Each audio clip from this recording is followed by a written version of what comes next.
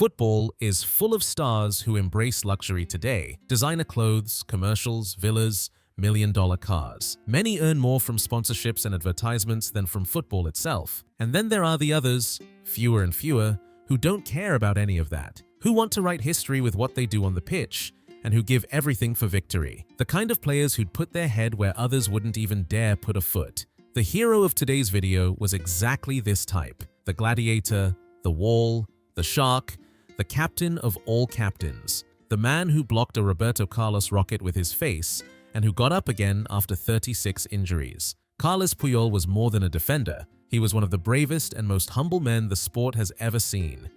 He once said, "I'm not fast, I'm not technical, but I work twice as hard as anyone else." Like that kid who may not be the brightest, but always comes out on top. This is the story of how an underrated kid from a tiny village became the heart of Catalan football and FC Barcelona, and how he grew into one of the greatest captains the sport has ever known.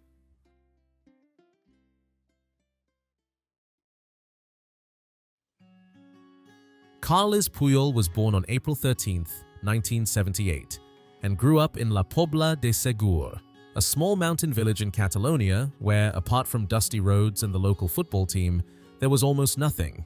Even basic survival was difficult. His father worked in a factory, 12 hours a day, while his mother kept the household running. Outside their small apartment, they owned almost nothing. Their only true wealth was their values, loyalty, toughness, and the rule that no matter what happens, you never give up. Carles began playing football in the local youth team, trying practically every position.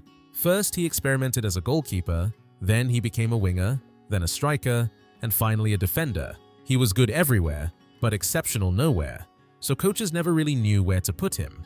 But there was one thing that already set him apart. He was unbreakable. By the age of 15, he was playing for the senior team, in Spain's 9th division, which meant the chance of anyone making it out from there was basically zero. Eventually, a Barcelona scout came to watch their match, but he disliked what he saw so much that he left at halftime. That's how bad they were. But everyone in the village knew that Puyol had something special. His work ethic was unreal. When he finally got a big opportunity, Real Zaragoza wanted to sign him, he refused. He said he would play for no team except Barcelona. It took 2 more years of relentless work for him to earn a single chance. One training session with FC Barcelona. Before the big day, his father told him, "If they send you home because someone is more talented, fine. But if they send you home because someone worked harder or wanted it more, then don't come back to this house." Those words changed his entire life. During the trial, he wasn't more talented than anyone, but he ran more, tackled more, fought more than everybody else. They couldn't send him away, but they didn't want to sign him either. So for 30 straight days, he trained without knowing whether he'd be allowed back the next morning. After the 30th day, they finally accepted him into La Masia. This was the beginning of a story that would transform not only his life, but the club itself. Puyol was never one of the academy favorites. He stood out in the wrong way, serious all the time, no jokes, and whether it was training or a match, teammate or opponent, he treated everyone with the same raw intensity. And in the Barcelona of the 1990s, everything revolved around technique. Soft touches, quick passes, star players. In 1997, Louis van Gaal arrived, a coach who preferred exactly the opposite of what Puyol was. By then, Puyol was in the B team, but Van Gaal made it clear. He had no intention of giving him a chance in the first team. Barcelona even wanted to sell him. But since Puyol refused to play anywhere else, he stayed. He only wanted Barcelona. After more than 2 years in the B team, a major injury crisis finally opened a door. At age 22, Puyol was called up to the first team, and from that moment on, he never went back down. He started as a fullback, sprinted up and down the pitch, feared nothing, and slowly established himself as a central defender. Then came the moment that changed everything. The return of Luis Figo to the Camp Nou, the man who betrayed the club and joined Real Madrid. The stadium was a volcano. If Figo scored, chaos was expected. Puyol was given the task of stopping him. Barcelona won 2-0, and that was the moment when everyone understood who Puyol really was. Barcelona's newspapers wrote, "It looked like two equals were fighting, except one was the best player in the world and the other was a nobody." And yet it was Puyol who protected Figo's safety, escorting him off the field so the fans wouldn't hit him with objects. That was the day he became a leader. His career took off. He became a starter for the Spanish national team as well. But in 2006, life hit him with the hardest blow. When Barcelona won the Champions League, Puyol asked his father to fly to Paris for the final. His father, a quiet, work-obsessed man, attended a match for the first time in his life. He saw his son lift the trophy, saw him named Europe's best defender. A few months later, he died in a workplace accident. Puyol collapsed emotionally, and he also suffered a knee injury that required surgery. He said it was the hardest time of his life. The one thing he relied on, football, was suddenly taken away from him.